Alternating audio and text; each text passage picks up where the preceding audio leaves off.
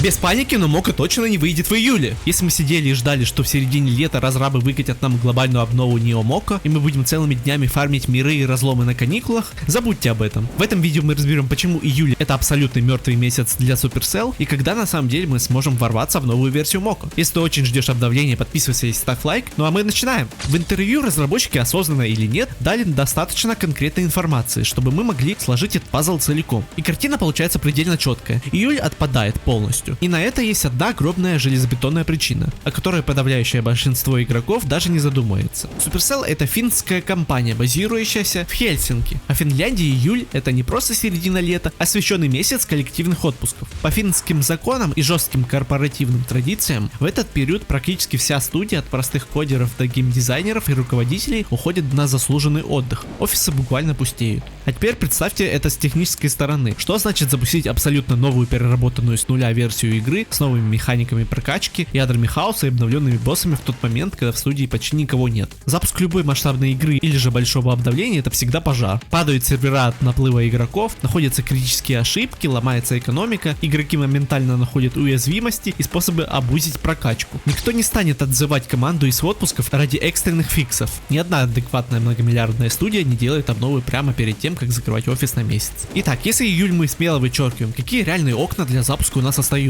Самый позитивный и наиболее вероятный сценарий, на который прямо сейчас брошены все силы команды, это релиз в мае или начале июня. И вот почему именно эти даты имеют смысл. Релиз в мае или июне дает разработчикам критически важное окно. Минимум 1 или 1,5 месяца активной работы до их массового ухода в отпуск. За это время команда успеет собрать первую статистику от сотен тысяч игроков, они смогут посмотреть, как аудитория приняла новую систему без старых гаджетов, как работает новая система ротации и прокачка за ядра хаоса. Поэтому проще выкатить игру в мае, отполировать ее в июне и со спокойной душой уйти отдыхать в июле, оставив игроков играть. Supercell уже проворачивали такую схему со своими предыдущими проектами. Если сейчас разработка идет строго по графику и внутренние тесты показывают зеленый свет, мы увидим релиз именно в это окно. Но что если что-то пойдет не так? Разработка игр, особенно когда вы полностью сносите старую систему и переписываете ядро, это процесс абсолютно непредсказуемый. В интервью команда ясно дала понять, их главная цель выпустить качественный проект, в который люди захотят играть годами. Они не ограничены в деньгах и им не нужно срочно отбивать бюджеты, поэтому они не будут торопиться, если увидят, что игра откровенно сырая. Допустим, если на закрытых тестах выяснится, что новые разломы недостаточно динамичны, баланс урона нарушен, а отказ от красных зон у боссов сделал игру слишком сложной для новичков, команда неизбежно примет решение отложить запуск. И вот тут начинается самое важное. Если они физически не успевают впихнуть релиз в майское или июньское окно, они не перенесут игру на август, потому что в августе команда только-только начинает возвращаться из отпусков. Разработчикам потребуется время, чтобы заново влиться в рабочий ритм, собрать разбежавшиеся мысли в кучу и начать разгребать технический долг.